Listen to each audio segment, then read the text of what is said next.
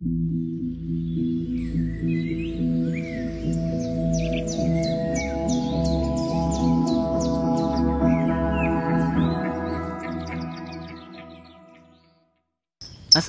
warahmatullahi wabarakatuh. Apa kabar teman-teman semuanya? Selamat datang di Waki Story bersama saya Widhi Embryum.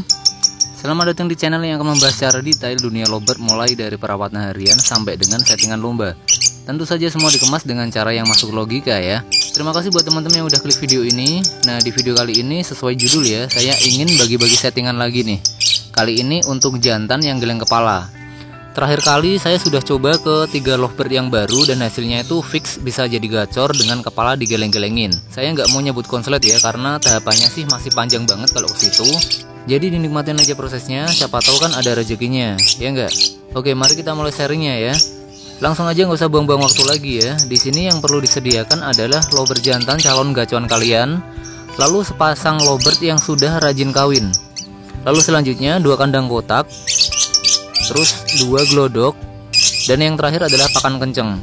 Nah, jika ada yang belum lengkap silahkan dilengkapin dulu deh. Nanti saya akan share step-stepnya dan fungsi dari semuanya. Oke, sebenarnya di sini tuh ada 2 sistem yang paling cepat ya. Jadi yang pertama saya bahas itu untuk yang murni single factor dulu. Dan ini sih cara yang paling cepatnya tuh kalian harus punya lovebird yang hampir tiap hari itu dia kawin. Agak susah memang syaratnya, tapi ya kalau kita berbicara cepat tidaknya prosesnya, ya ini yang paling cepat. Oke, kita langsung ke settingan hariannya ya. Untuk hariannya sih di lovebird calon gacuan kita ini tanpa embun. Jadi kita hanya perlu jejerin kandang dia dengan kandang lovebird pasangan yang rajin kawin tadi. Jadi di settingan ini kita gunakan 2 kandang dan 3 lovebird. 1 kandang itu digunakan untuk lovebird pasangannya, dan kandang lainnya itu kita gunakan untuk lovebird calon gacuan kita. Untuk cara biar lovebird pancingan itu sering kawin adalah dengan menggunakan pakan kencang setiap hari dan pemberian kangkung setiap hari. Nah, di lovebird pancingan ini tuh kamu nggak perlu cari yang bagus-bagus amat. Cari aja yang semurah-murahnya sesuai dengan budget yang ada.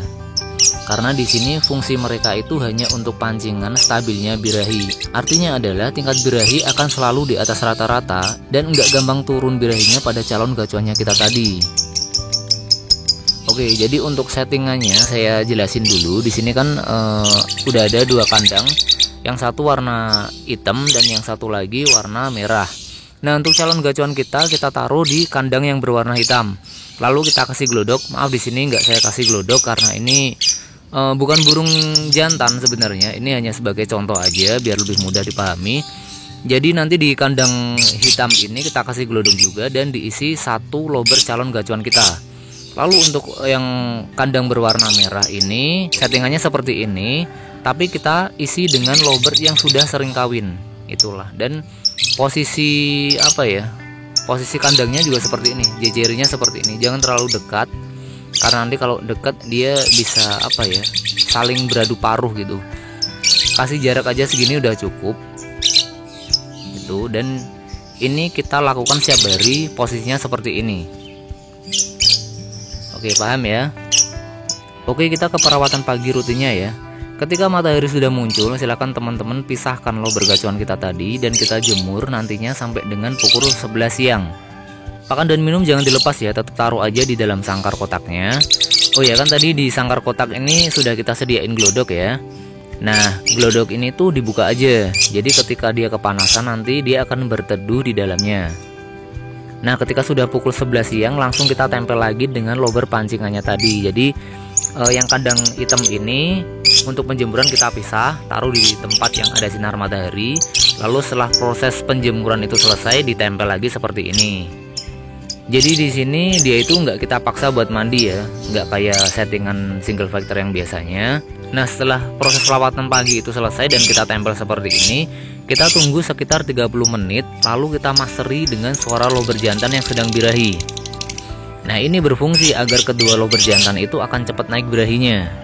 Dan biasanya ketika birahinya itu naik, maka lovebird yang ada pasangannya tadi akan kawin. Nah, gacuan kita ini pasti dong lihat mereka kawin. Disinilah akan kita dapatkan manfaat munculnya emosi setelah birahi.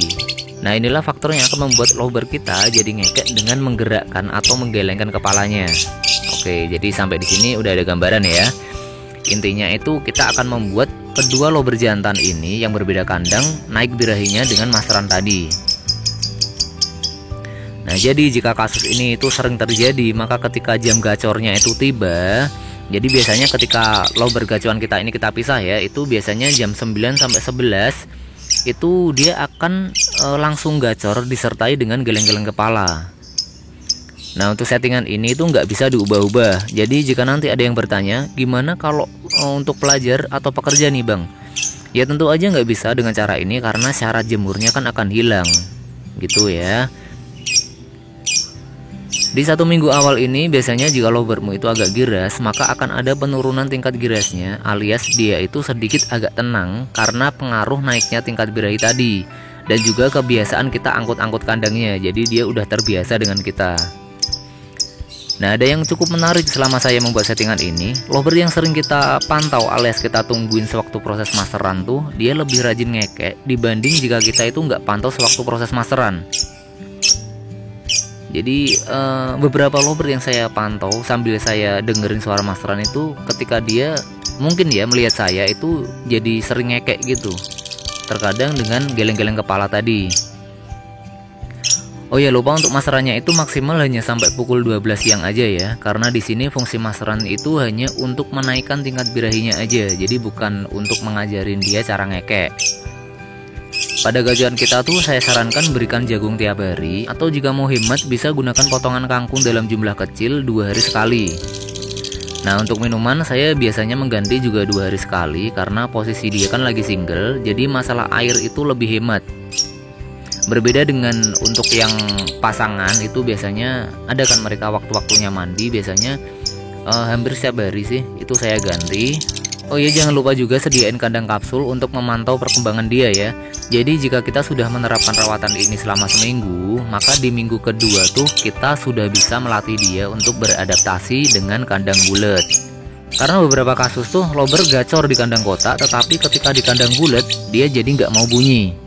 Maka dari itu perlu kita latih supaya nggak kaget. Kalau kalian mau efeknya semakin keren lagi, maka sering-seringlah bawa ke arena gantang, bukan untuk digantang dulu loh ya. Tetapi carilah tempelan lobber pasangan di pinggir gantangan dulu. Ini kan sudah ada banyak nih sekarang di gantangan itu yang pakai sistem koloni atau pasangan. Nah, kita cari aja beberapa teman kita yang sedang ngecas ya istilahnya. Jadi mereka banyak gabungin lobber dalam satu tempat. Nah, kita taruh aja di situ. Semakin sering kalian melakukannya tuh insya Allah lobber akan semakin gacor lagi. Dan jika sudah gacor di rumah dan di pinggir lapangan, maka bisa kita coba untuk naikkan gantang. Ini untuk mengetahui dia masih fighter atau enggak. Karena kalau masih fighter baiknya enggak digandang dulu, tapi hanya sebatas tempel pinggir lapangan lagi aja. Ini untuk hemat juga ya, hemat biaya. Jadi enggak terlalu buang-buang uang untuk hal yang sebenarnya sih sama efeknya. Di atas gandangan di bawah. Jika di bawah itu banyak lobber ya, selalu perhatikan kondisi lobber kita. Jika kalian perhatikan akan ada perubahan sifat pada lobber itu, dan itu mudah dilihat dari posisi tubuhnya. Saya ambil gampangnya aja ya. Biasanya jika cara ini berhasil tuh, burung akan selalu ngembangin bulu lebih sering dari biasanya, dan posisi sayap itu enggak menyilang. Sekali lagi, biasanya burung akan lebih sering mengembangin bulu dan posisi sayap itu enggak menyilang. Ini artinya itu dia udah nggak main fighter lagi. Dimana kalau fighter kan biasanya tuh bulu singset ya, dan sayapnya itu lebih sering menyilang ketika dia itu mendengar atau melihat lobber lain. Nah, saya biasanya menemukan kondisi ini tuh minimal setelah melakukan settingan ini selama 2 minggu. Jadi saya juga nggak bisa memastikan fixnya itu berapa hari, karena saya yakin setiap lobber itu pasti berbeda-beda cepat enggaknya perubahan itu. Nah, video ini adalah part 1 dan nanti akan kita bahas lagi ke part 2. Dimana di sini kita akan mulai setting menggunakan untulan agar tingkat fighternya itu nggak gampang muncul dan mulai ada perubahan fungsi kekeannya. Nah, penasaran seperti apa? Makanya jika kamu belum subscribe, silahkan di subscribe dulu dan aktifkan icon loncengnya. Jadi nanti jika part 2 sudah muncul, kamu akan menjadi orang pertama yang saya kabarin gratis. Jangan lupa untuk like video ini, share juga boleh silakan. Atau mungkin ada yang mau ditanyakan juga boleh, silahkan tulis di kolom komentar. Insya Allah nanti akan saya balas secepatnya. Yap, akhirnya tetap rawat lobber kalian baik-baik. Jangan terlalu berambisi karena hobi itu untuk melepas stres, bukan menambah stres yang baru. Akhir kata saya Widhi Emperium, pamit undur diri. Sampai jumpa insya Allah di video berikutnya. Wassalamualaikum warahmatullahi wabarakatuh. Dadah.